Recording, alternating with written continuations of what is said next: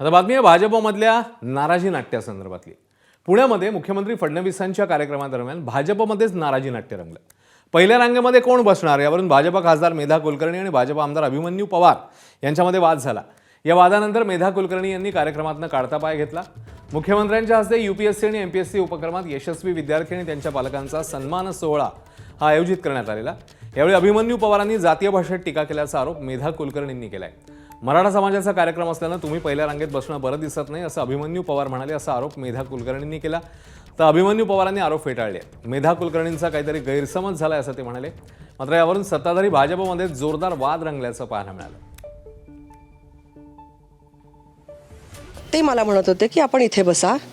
मी म्हटलं की नरेंद्र पाटील हेही बसू शकतात कारण ते महामंडळाचे अध्यक्ष आहेत, म्हणजे ते आमदार आहेत पण महामंडळाचे अध्यक्ष आहेत।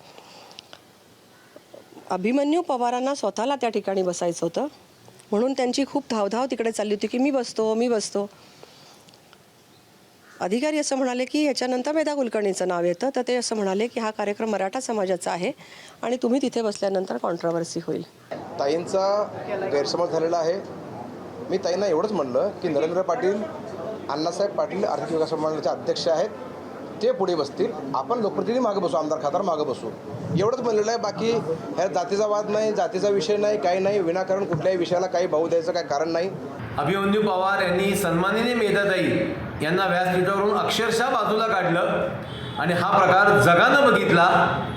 भारतीय जनता पक्षाचे लोक आजही किती जातीयवाद करतात हे याच्यातून सिद्ध होतंय। मला असं वाटतं एक महिला म्हणून आणि एक ब्राह्मण म्हणून सुद्धा मेधाताईंचा सर्वोच्च अपमान करण्यात आलेला आहे। भारतीय जनता पक्षानं अभिमन्यू पवार यांच्यावर कारवाई करावी अशी हिंदू महासभेची भूमिका आहे। त्या नाराजी नाट्यावर कार्यक्रमाला उपस्थित असलेले अण्णासाहेब पाटील आर्थिक विकास महामंडळाचे अध्यक्ष नरेंद्र पाटील काय म्हणाले जाणून घेऊया। अशा प्रकारचा एका चांगल्या कार्यक्रमामध्ये असा वाद होणं हे अपेक्षितच नव्हतं। खरं म्हणजे हा कार्यक्रम जरी मराठा समाजाचा असला तरी प्रोटोकॉलप्रमाणे सारथीने पुणे जिल्ह्यातील असणाऱ्या सर्व लोकप्रतिनिधींना निमंत्रण केलं होतं। माझ्या शेजारी इतर समाजाचे असणारे आमदारही एकत्रपणे बसले होते, माझ्यापेक्षा जास्त सिनियर असणारे बसले होते, पण त्यांनी कुणीही पुढच्या खुर्चीवर जाऊन बसण्यास पसंती दाखवली नाही। फक्त पवार साहेबांचं आणि मी आणि मेघाताई बाजूबाजूला बसल्यामुळे तो गैरसमज झाला। 12 बलुतेदार 18 पगड जात्यांना संयुक्तपणे एकत्र घेऊन चालणारी मंडळी आहोत आणि अशा परिस्थितीमध्ये एवढ्या मोठ्या कार्यक्रमाला अशा प्रकारचा विनाकारण गालबोट लावणं हे आपल्या कुणालाही शोभणार नाही।